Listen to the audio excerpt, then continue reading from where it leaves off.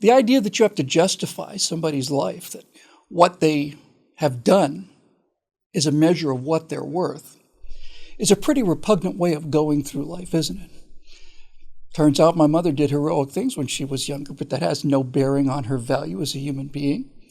She's just another one of the old and useless people in Florida nursing homes that are going to have a chance to live a little while longer as a result of the compassionate decisions made by this Republican governor, instead of being consigned to a pretty likely death in the hands of a loving and generous and telegenic Democratic governor. This is a virus that attacks old people, and when the Florida governor decides he's going to protect the most vulnerable people first, I like that. I don't care what his politics are, but I'm also not surprised about his politics. I like that.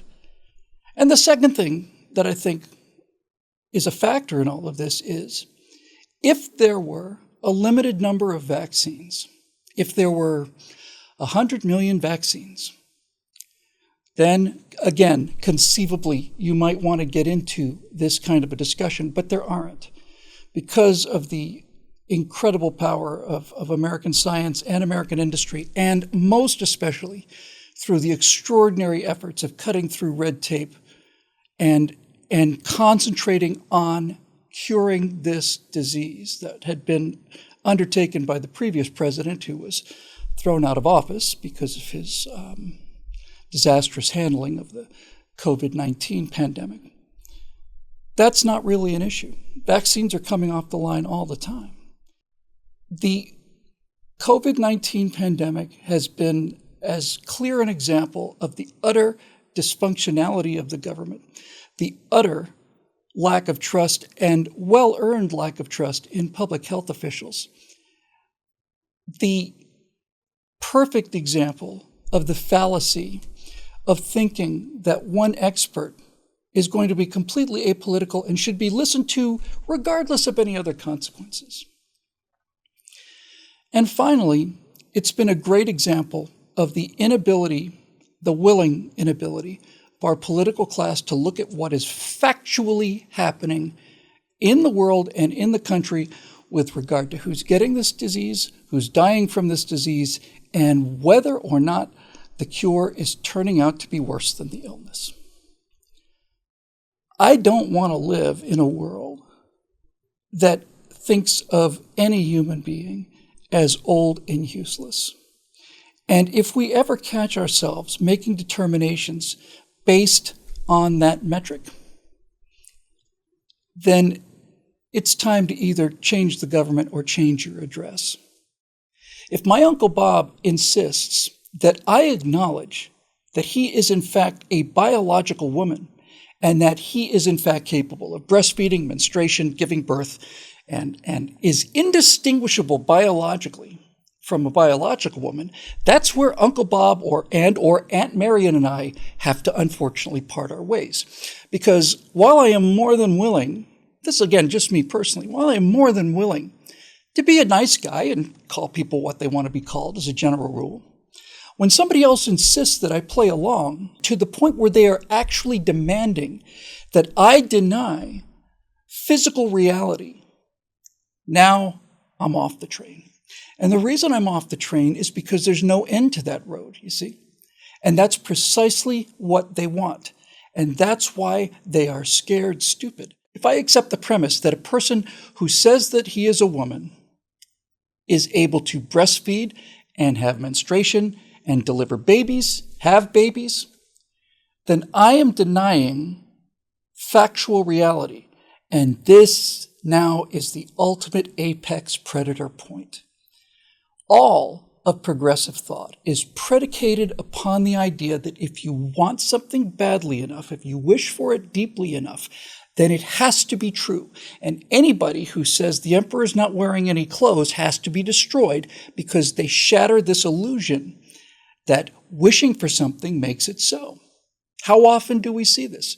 How often do we see in a show like Vikings, a 5'2" woman bashing Vikings who are 6'4", weigh 3 times what she weighs, bashing them with swords and knocking them to the ground? How many times do we see this? Well, we see it because certain people want that to be true. And because they want it to be true, they are showing us that it's true. because the people that are determined to destroy reality as a concept are scared stupid. Reality terrifies them. Any statement of truth terrifies them in their core. So we'll mathematics racist, and we'll have all of these wish-fulfilling things, and anybody who comes into this room and says, you guys can play in your costumes all you want to, but this is not what reality is or how reality works, well, that person has to be burned at the stake. You know what's not on the top 12 list of concerns in this poll of Democrats? Of the 12 things that Democrats are most concerned about, you know what's not on the list? You know what struck me like a... Climate change is not on that list. Isn't that interesting? You would have thought that if you genuinely believe this stuff in your heart, that the world has only got 6 or 7 years to go, and after that we're done. You would have thought that would be number one on the list, because if I believed that the Earth had a 5-year lifespan remaining, that'd be my number one concern too, but it's not even on the top 12. Everything on the top 12 for Democrats are fictional things created by a narrative that creates synthetic injustice in order to promote their own sense of moral superiority. Real problems aren't even there. The threats that the Democrats are concerned about are not real threats. The real threats are things that they're not concerned about.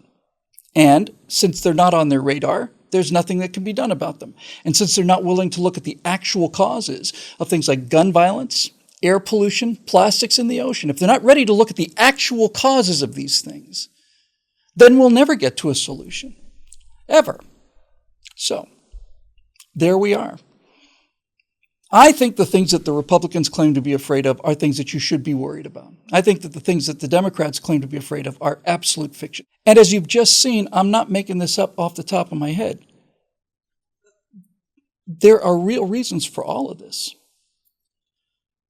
You should be afraid of things that are threatening, and you should be worried about them, and you should be concerned and be looking for solutions to them that address the actual problem. For you to list as your top fears things that simply aren't real, and then to realize that half of the country is voting this way, is a sign that the liberal narrative, this control of information, has been spectacularly effective. It's been so effective that it causes people to believe things in contravention to their own lying eyes. No evidence will ever get through, because the entire narrative has been constructed to convince Democrats that all of the things that they claim to be afraid of are real and important, when in fact, virtually none of them exist at all.